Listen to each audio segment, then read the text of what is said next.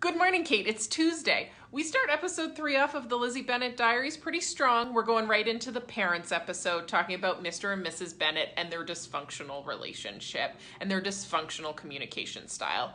I feel like it's been a while since I read the very start of Pride and Prejudice, and I didn't realize quite how early on it was that we found out how dysfunctional their relationship was.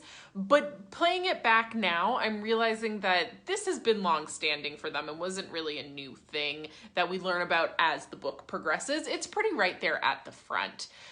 Mrs. Bennet is trying to get Mr. Bennet to go introduce himself to Mr. Bingley, which he eventually does, but he doesn't tell her about. And it did make me think about what a Mr. and Mrs. Bennet love story would look like and the tropes that would be in that. And they would be 100% a miscommunication trope.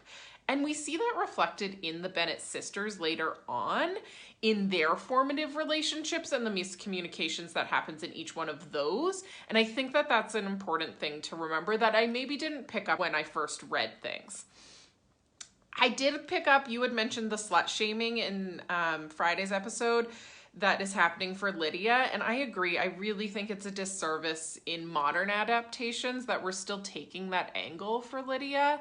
And so hopefully, you know, as more adaptations come out, we're a little more compassionate towards Lydia, even though I'll admit I didn't particularly like Lydia in the books either, and I know that's reflected in the podcast.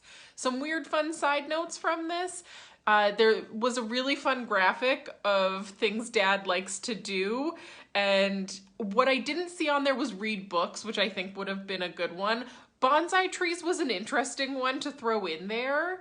I'm not entirely sure what that was. The other fun thing was the role-playing costume that Lizzie wears pretending to be Bingley, with one of those old archaic lamps that they used to wear in medicine but haven't worn probably for a century. I don't know. It was very strange but made me giggle a little bit.